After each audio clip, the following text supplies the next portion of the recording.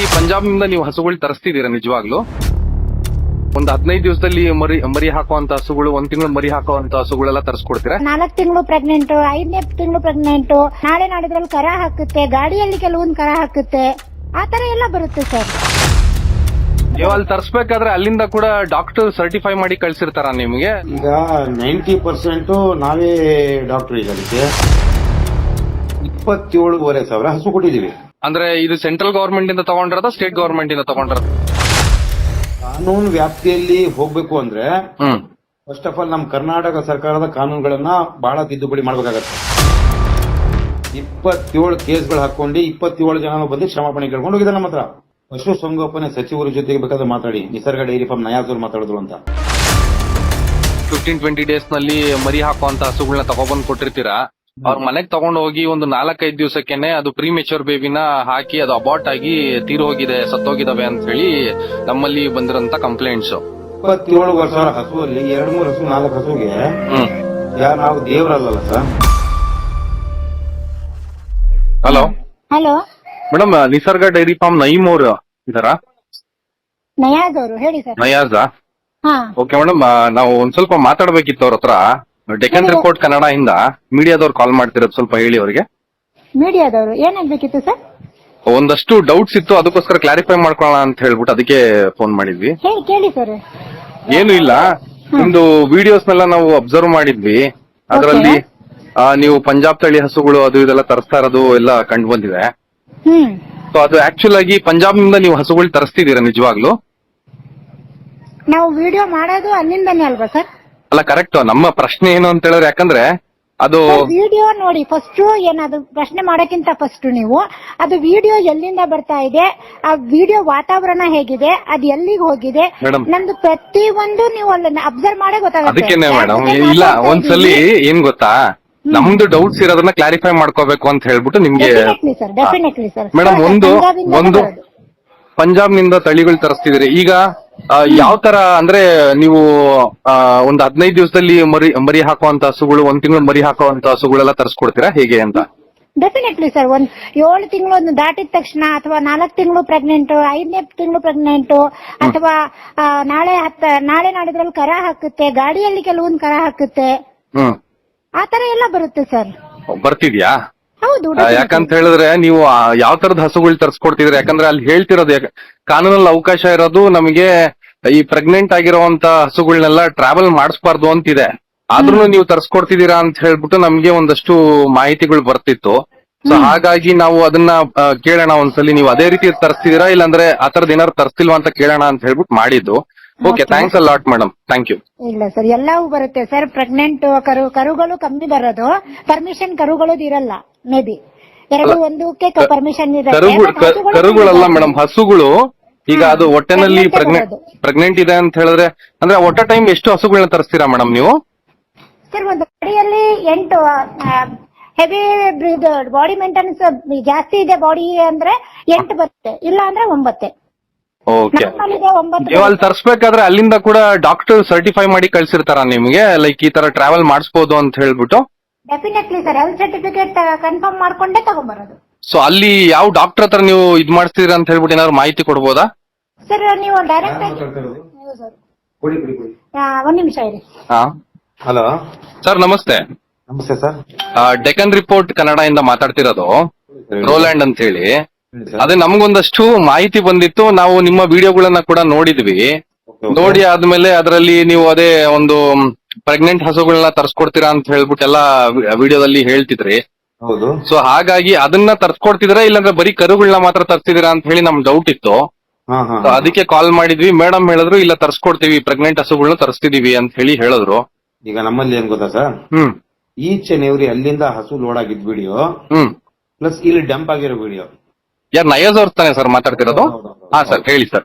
ಅಲ್ಲಿಂದ ಲೋಡ್ ಆಗಿರೋ ವಿಡಿಯೋ, ಇಲ್ಲಿಂದ ಡಂಪ್ ಆಗಿರೋ ವಿಡಿಯೋ, ಪ್ರತಿಯೊಂದು ಇರುತ್ತೆ. ಪ್ರೆಗ್ನೆನ್ಸಿ ಅಲ್ಲೂ ಚೆಕ್ ಆಗಿರುತ್ತೆ, ಇಲ್ಲೂ ಚೆಕ್ ಮಾಡ್ತೀವಿ. ಅಚ್ಚಾ ಅಚ್ಚಾ ಅಚ್ಚಾ ಅಚ್ಚಾ. ಏನ್ ಗೊತ್ತಾ, ಪ್ರತಿ ಅಲ್ಲಿ ಕಳಿಸ್ಬೇಕಂದ್ರೆ ಹಸು 27,500 ಹಸು ಕೊಟ್ಟಿದೀವಿ. ಓಕೆ, 27,000 ಹಸು ಕೊಟ್ಟಿದೀವಿ. ಇವತ್ತು ಏನು ಕಾನ್ಫಿಡೆನ್ಸ್ ಇಲ್ಲದೆ ಅಂದ್ರೆ ಇದುವರೆಗೂ 27,000 ಹಸುಗಳನ್ನ ಸೇಲ್ ಮಾಡಿದೀರಾ ಅಂತ ಹೇಳ್ತೀವಿ. 27,500 ಹಸುಗಳು ಕೊಟ್ಟಿದೀವಿ ಕರ್ನಾಟಕದಲ್ಲಿ. Okay okay sir. ಹಾಗಾಗಿ ಏನ್ ಗೊತ್ತಾ, ಇಲ್ಲಿ ನಿಸರ್ಗ ಡೈರಿ ಫಾರ್ಮ್ ಅನ್ನೋದು ಫಸ್ಟ್ ಒಂದು ಕಡೆ ಇತ್ತು. ಕರ್ನಾಟಕದಲ್ಲಿ ಎಲ್ಲಾ ಕಡೆನೂ ಹರಡಿದೆ. ನಮ್ಮ ಸ್ನೇಹಿತರುಗಳು ಹೆಚ್ಚು ಕಡಿಮೆ ಆಲ್ಮೋಸ್ಟ್ ಎಲ್ಲರೂ ಅದ್ರ ಜೊತೆಗೆ ನಿರ್ವಹಿಸ್ಕೊಂಡು ಹೋಗ್ತಿದ್ದಾರೆ. ಈಗ ನಾವು ಏನಪ್ಪಾ ಅಂತ ಹೇಳಿದ್ರೆ ಅಲ್ಲಿಂದ ನಾವು 15 ವರ್ಷ ಎಕ್ಸ್ಪೀರಿಯನ್ಸ್ ನಮಗೆ. ಪಂಜಾಬ್ ಅಲ್ಲೇ ನಮ್ಮದೇ ಆದ 5 ಫಾರ್ಮ್ ಇದಾವೆ. ಆಲ್ ಓವರ್ ಇಂಡಿಯಾ ನಮ್ದು ಪರ್ಮಿಟ್ ಇದೆ. ಇಡೀ ದೇಶದಲ್ಲಿ 3 ಜನರಿಗೆ ಆಲ್ ಓವರ್ ಇಂಡಿಯಾ ಪರ್ಮಿಷನ್ ಇರೋದು. ಇಡೀ ಇಂಡಿಯಾದಲ್ಲಿ ಹೇಳ್ತಾ ಇರೋದು. ಅಂದ್ರೆ ಇದು ಸೆಂಟ್ರಲ್ ಗವರ್ಮೆಂಟ್ ಇಂದ ತಗೊಂಡಿರೋದ ಸ್ಟೇಟ್ ಗವರ್ಮೆಂಟ್ ಇಂದ ತಗೊಂಡಿರೋದು? ಸೆಂಟ್ರಲ್ ಗವರ್ಮೆಂಟ್ ಇಂದ. ಹಾಗಾಗಿ ನಮ್ಮ ಹಸುಗಳು ಕರುಗಳು ಯಾರು ಹಿಡಿಯಲ್ಲ. ಇದ್ರು ಸೀದಾ ಸ್ಟೇಷನ್ ಹೊಡಿರಿ ಅಂತೀನಿ, ಅರ್ಧ ಗಂಟೆ ಒಳಗೆ ನಮ್ದು ಹಸುಗಳು ಬರುತ್ತೆ. ಯಾರಿಗೂ ₹1 ಕೊಡಲ್ಲ. ಲೀಗಲ್ ಆಗಿರತ್ತೆ, ಲೀಗಲ್ ಆಗಿ ಹೋಗುತ್ತೆ. ದೇವ್ರ ದಯೆಯಿಂದ ಇಲ್ಲಿ ತನಕ ಅದೇ ಟ್ರಸ್ಟ್. ನೀವು ಸುಮಾರು ಎಷ್ಟು ವರ್ಷಗಳಿಂದ ಇದು ಒಂದು ಡೈರಿ ಫಾರ್ಮ್ ಮಾಡ್ತಿರೋದು ಸರ್? ಅಂದ್ರೆ ಪ್ರೆಸೆಂಟ್ ಬಿಸ್ನೆಸ್ 16 ವರ್ಷ ಆಯ್ತು. 16 ವರ್ಷದಿಂದ ನಮ್ದು ನಡೀತಾ ಇದೆ. ದೇವ್ರ ದಯೆಯಿಂದ ಹೀಗೆ ನಡೀತಾ ಇದೆ. ಒಂದು ವರ್ಷ ನಡೆಸ್ತೀವಿ. ಈಗ ನಮ್ಮ ಜೀವನನ ಆರಾಮಾಗಿ ಲೈಫ್ ಟೈಮಲ್ಲಿ.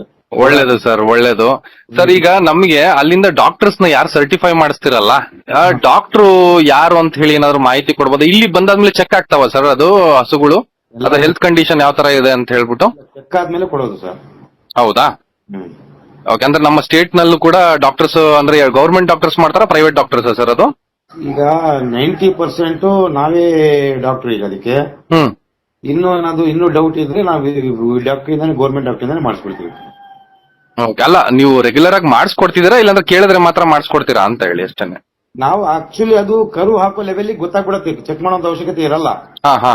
ಏನಾದ್ರು 2 ಮಂತ್ ಬ್ಯಾಕ್ ಏನಾದ್ರು ಅಪ್ರಾಕ್ಸಿಮೇಟ್ಲಿ ಒಂದು 6 ಮಂತ್ 7 ಮಂತ್ ಪ್ರೆಗ್ನೆನ್ಸಿ ಇದ್ದಾಗ ಕೆಲವೊಬ್ರಿಗೆ ಡೌಟ್ ಇರತ್ತೆ, ಹೌದೋ ಇಲ್ಲೋ ಅನ್ನೋದು.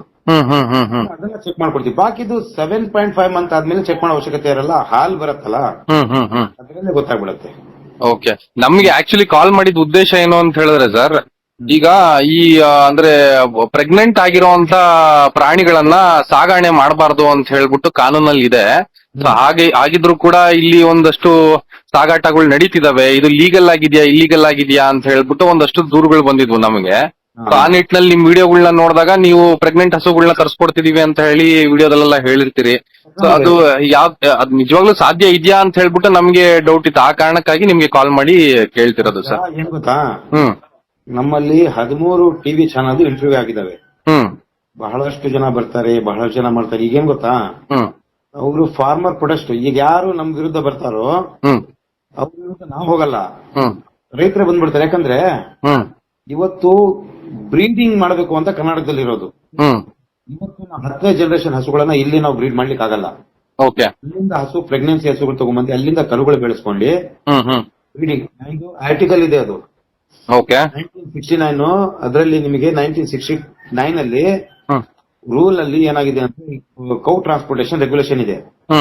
ಈಚ್ ಅಂಡ್ ಎವ್ರಿ ಡೀಟೇಲ್ ಜೊತೆ ಬರುತ್ತೆ. ಯಾರು ಬಂದ್ರು 10 ಕಡೆ ಗಾಡಿ ಹಿಡಿದ್ರು ಇಂದ ಸ್ಟೇಷನ್ ಹೋಗುತ್ತೆ, 10 ನಿಮಿಷ ರಿಲೀಸ್ ಮಾಡ್ತಾರೆ ಅಂತ. ಏನ್ ಗೊತ್ತಾ, ಕಾನೂನು ಬಾಹಿರವಾಗಿ ಯಾವ್ದು ಚಟುವಟಿಕೆ ನಡೆಯಲ್ಲ. ಏನು ರೂಲ್ಸ್ ಅಂಡ್ ರೆಗ್ಯುಲೇಷನ್ ಇರುತ್ತೆ ಅದ್ರ ತಕ್ಕಂಗೆ ನಡೆಯೋದು. ಸೊ ನೀವ್ ಹೇಳ್ತಿದ್ದೀರಿ ಇದಕ್ಕೆ ಕಾನೂನಲ್ಲಿ ಅವಕಾಶ ಇದೆ ಅಂತ ಹೇಳ್ತಿದ್ರಿ ಅಂದ್ರೆ ಕರೆಕ್ಟಾ? ಡೆಫಿನೆಟ್ಲಿ. ಸೊ ಬಟ್ ಕಾನೂನಲ್ಲಿ ಅಂದ್ರೆ ನಮ್ಗೆ ಅಡ್ವೈಸ್ ಕೊಟ್ಟಿರೋದೇನು ಅಂತ ಹೇಳಿದ್ರೆ ಅದು ಅವಕಾಶ ಇಲ್ಲ ಅಂತ ಹೇಳ್ಬಿಟ್ಟು ಇದೆ. ಸರಿ, ಒಮ್ಮೆ ನೀವು ಚೆಕ್ ಮಾಡ್ಕೊಳ್ಳಿ ಸರ್, ಅದು ಪ್ರಾಪರ್ ಆಗಿ ನಡೀತಿದ್ಯಾ ಇಲ್ವಾ ಅಂತ. ಕಾನೂನಲ್ಲಿರೋ ಲೆಕ್ಕಾಚಾರದಲ್ಲಿ ಒಂದ್ ಹಸುನು ಇದೆಯಲ್ಲ, ಟಾಟಾ ಎಸಿ ಟಾಟಾ ಗಾಡಿಯಲ್ಲಿ ಒಂದು ಹಸು ಟ್ರಾನ್ಸ್ಪೋರ್ಟ್ ಮಾಡಂಗಿಲ್ಲ.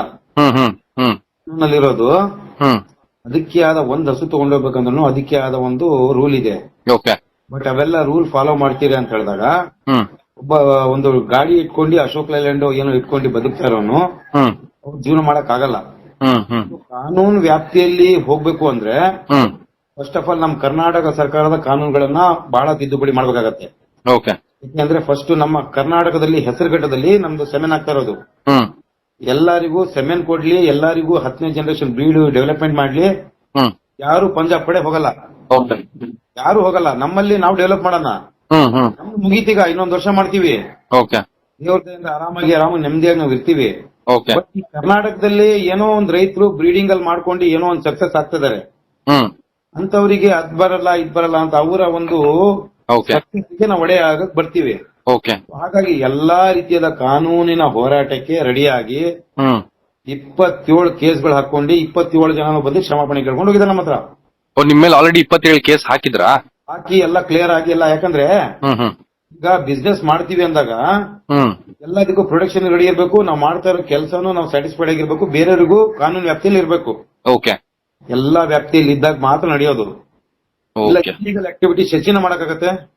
Okay, each and every day ನಮ್ದು ವಿಡಿಯೋಸ್ ಬರುತ್ತೆ. ಓಕೆ, ಈಚ್ ಅಂಡ್ ಕರುಗಳು, ಪ್ರೆಗ್ನೆನ್ಸಿ ಕರುಗಳು, ನಾನ್ ಪ್ರೆಗ್ನೆನ್ಸಿ ಕರುಗಳು, ಮತ್ತೆ ಎಲ್ಲಾ ತರದ್ದು ಮಿಲ್ಕಿಂಗ್ ಹಸುಗಳು ಎಲ್ಲಾ ತರದ್ದು ಬರುತ್ತೆ. ಓಕೆ, ನಮ್ದು ಅಲ್ಲಿ ಆನ್ ದ ವೇ ನಮ್ದು ಪಂಜಾಬ್ ಅಲ್ಲೇ ಬುಕ್ ಆಗಿರುತ್ತೆ ಹಸುಗಳು. ಓಕೆ, ಇಲ್ಲಿ ಡೆಲಿವರಿ ಕೊಡ್ತೀವಿ. ಓಕೆ. ಸೊ ಹಾಗಾಗಿ ಏನಾಗುತ್ತೆ ಅಂತ ಹೇಳಿದ್ರೆ ಕೆಲವೊಬ್ರಿಗೇನು ಪ್ರೆಗ್ನೆನ್ಸಿ ಬೇಕಾಗತ್ತೆ, ಕೆಲವರಿಗೆ ನಾನ್ ಪ್ರೆಗ್ನೆನ್ಸಿ ಬೇಕಾಗತ್ತೆ. ಕೆಲವೊಬ್ಬರ ಹತ್ರ ಬೇಸ್ಡ್ ಆನ್ ದ ರಿಕ್ವೈರ್ಮೆಂಟ್ ನೀವು ತರಿಸ್ಕೊಡ್ತೀರಾ? ಡೆಫಿನೆಟ್ಲಿ. ಇಲ್ಲ ನೆಸೆಸಿಟಿ ಇಲ್ಲ ಅಂದ್ರೆ ಅವಶ್ಯಕತೆ ಇಲ್ಲ, ಆರಾಮಾಗಿ ನಾವು ನಮ್ಮ ಪಾಡಿ ನಾವು ಇರ್ತೀವಿ. ಓಕೆ ಸರಿ, ನಿಮ್ದು ಎಷ್ಟು ಬ್ರಾಂಚಸ್ ಇದೆ ಸರ್ ಥ್ರೂ ಔಟ್ ಕರ್ನಾಟಕ? ನಮ್ದು ಥ್ರೂ ಔಟ್ ಕರ್ನಾಟಕ ಹಾಸನ ಇದೆ, ಒಂದು ನಾಗಮಂಗಲ ಕ್ಲೋಸ್ ಮಾಡಿದೆ, ಚಿತ್ರದುರ್ಗ ಇದೆ, ಈಗ ಹುಬ್ಳಿ ಸ್ಟಾರ್ಟ್ ಆಗಿದೆ, ಬೆಂಗಳೂರು ಇದೆ. ಬೆಂಗಳೂರಿನಲ್ಲಿ ಇದೆಯಾ? ಅಚ್ಚಾ ಸರ್. ಸರಿ ಸರ್, ಏನಾದ್ರು ಡೌಟ್ಸ್ ಇದ್ರೆ ನಿಮ್ಗೆ ಮತ್ತೆ ಕಾಲ್ ಮಾಡ್ತೀವಿ ನಾವು.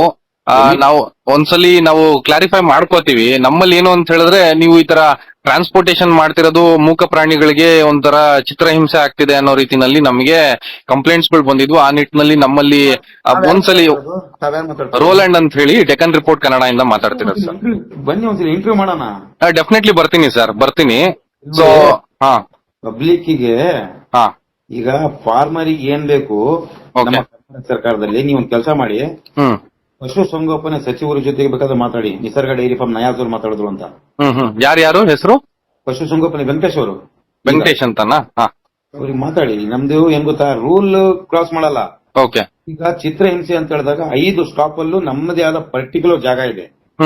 ನೈಟ್ ಟ್ರಾವೆಲ್ ಮಾಡ್ತೀವಿ, ಇಡೀ ದಿನ ಅದಕ್ಕೆ ಮೇವು ಕೊಡ್ತೀವಿ, ಎಲ್ಲ ಮಾಡ್ತೀವಿ. 1% ಹಸುಗಳಿಗೆ ತೊಂದರೆ ಆಗಕ್ ಬಿಡಲ್ಲ. 1% ಅಲ್ಲಿ ಹೇಗಿರ್ತಾವೆ ಇಲ್ಲೂ ಹಾಗೆ ಇರ್ತವೆ. Precaution is better than theory ಅಂತಾರಲ್ವಾ? ಓಕೆ. ಅದು ಏನ್ ಗೊತ್ತಾ, ಪ್ರಿಕಾಷನ್ ಜೊತೆಗೆ ನಾವು ಬರ್ತೀವಿ. ಓಕೆ. ಪ್ರತಿಯೊಂದು ಲೀಗಲ್ ಆಗಿರುತ್ತೆ. ಅಲ್ಲ, ನಮ್ದು ವಿಚಾರ ಏನ್ ಗೊತ್ತಾ ಸರ್, ಒಂದಷ್ಟು ಜನ ನಿಮ್ಮಿಂದ ಅದನ್ನ ಹಸುಗಳನ್ನ ಖರೀದಿ ಮಾಡ್ಕೊಂಡು ತಗೊಳ್ಳೋದಂತವ್ರು ಈಗ ಒಂದು 15-20 ಡೇಸ್ ನಲ್ಲಿ ಮರಿ ಹಾಕುವಂತ ಹಸುಗಳನ್ನ ತಗೊಬಂದ್ ಕೊಟ್ಟಿರ್ತೀರಾ. ಅವ್ರ ಮನೆಗ್ ತಗೊಂಡ್ ಹೋಗಿ ಒಂದು 4-5 ದಿವಸಕ್ಕೆನೆ ಅದು ಪ್ರೀಮೆಚೂರ್ ಬೇಬಿನ ಹಾಕಿ ಅದು ಅಬಾರ್ಟ್ ಆಗಿ ತೀರೋಗಿದೆ, ಸತ್ತೋಗಿದಾವೆ ಅಂತ ಹೇಳಿ ನಮ್ಮಲ್ಲಿ ಬಂದಿರೋಂತ ಕಂಪ್ಲೇಂಟ್ಸ್. 27 ವರ್ಷ ಹಸುವಲ್ಲಿ 2-3 ಹಸು 4 ಹಸುಗೆ ಯಾರು ನಾವು ದೇವರಲ್ಲ ಸರ್. ನಾವು ದೇವ್ರಂದ್ರೆ ನಾವ್ ಹೇಳ್ಬೋದು, ಇಷ್ಟೆಲ್ಲ ಹಸು ಪ್ರತಿ ವರ್ಷನೂ ಇಷ್ಟೆಲ್ಲ ಹಸು ಕೊಟ್ಟು 1, 2, 3 ಸಮಸ್ಯೆ ಆದಾಗ ಹೈಲೈಟ್ ಆಗತ್ತೆ. ಈಗ ಮೊನ್ನೆ ನಿಮ್ಮ ಹತ್ರ ಯಾರ್ಯಾರಿಗೆ ಕೊಟ್ಟಿದ್ದೀರಾ ಅವ್ರ ಡೀಟೇಲ್ಸ್ ಎಲ್ಲ ಇದೆಯಲ್ಲ ಸರ್? ಇಷ್ಟು ಜನದ್ದು ಡೀಟೇಲ್ಸ್ ಇರ್ತಾವಲ್ಲ ನಿಮ್ಮ ಹತ್ರ? ಎಲ್ಲಾವ್ದು ಇರ್ತಾವ ಸರ್. ನಾವು ಏನ್ ಗೊತ್ತಾ, ನಾವು ಎಲ್ಲೋದ್ರು ಪ್ರತಿಯೊಬ್ಬರಿಗೂ ಲೈವ್ ಇರತ್ತೆ, ಇದಿರತ್ತೆ. ನಾವು ಅಲ್ಲ, ಯಾಕಂದ್ರೆ ಅದೇನೆ ನೀವು ಓಪನ್ ಆಗಿ ಮಾಡ್ತಿದ್ದೀರಾ, ಎಲ್ಲ ಏನು ಮುಚ್ಚುಮರೆ ಇಲ್ದಿರಾ ಮಾಡ್ತಿದ್ದೀರಾ. ಸೊ ಅದಕ್ಕೆ ನಮ್ಗೆ ಅದ್ರಲ್ಲಿ ಟ್ರಾನ್ಸ್ಪರೆನ್ಸಿ ಕಾಣಿಸ್ತು. ಬಟ್ ಎಲ್ಲೋ ಒಂದ್ ಕಡೆ ಪ್ರಾಣಿಗಳನ್ನ ಕಾನೂನಲ್ಲಿ ಏನಕ್ಕೆ ಕಾನೂನು ಈ ರೀತಿ ಏನಕ್ಕೆ ಕಾನೂನು ಮಾಡಿದ್ರು ಹಾಗಿದ್ಮೇಲೆ ಅನ್ನೋ ರೀತಿನಲ್ಲಿ ನಮ್ಗೂ ಪ್ರಶ್ನೆ ಬಂತು. ಕೌ ಆಕ್ಟ್ ಇದೆ. ಒಂದೇ ನಿಮಿಷ. ಏನಂದ್ರೆ ಈಗ ನೋಡಿ ಸರ್, ಕಾನೂನಲ್ಲಿ ಎಲ್ಲಾ ವಿಷಯ ಇದ್ಕೊಳ್ಳಿ. ಕಾನೂನಲ್ಲಿ ಪ್ರತಿಯೊಂದು ಹುಡುಕ್ತಾ ಹೋದ್ರೆ ಇಂಡಿಯನ್ ಕಾನ್ಸ್ಟಿಟ್ಯೂಷನ್ ಅಲ್ಲಿ ಒಂದಲ್ಲ ಒಂದು ಲೋಪದೋಷಗಳು ಎದ್ದು ಕಾಣ್ತವೆ. ಅದಕ್ಕೆ ಎಲ್ಲ ವರ್ಷ ಲೋಕಸಭೆ, ವಿಧಾನಸಭೆಯಲ್ಲಿ, ರಾಜ್ಯಸಭೆಯಲ್ಲಿ ಆಗಲಿ ತಿದ್ದುಪಡಿಗಳು ನಡೀತಾ ಇರ್ತವೆ ಅಲ್ವಾ? ತಿದ್ದುಪಡಿಗಳು ನಡೀತಾ ಇರ್ತವೆ. ಯಾಕೆ ಅಂದ್ರೆ ಕೆಲವೊಂದು ಮಾಡಿರೋದು ನಮ್ಮ ಕಾನ್ಸ್ಟಿಟ್ಯೂಷನ್ ಅಲ್ಲಿ ಪ್ರತಿಯೊಂದು ಎಲ್ಲ ಯೋಚನೆ ಮಾಡಿದ್ದಾರೆ. Ministry of environment and forest notification ಇದು.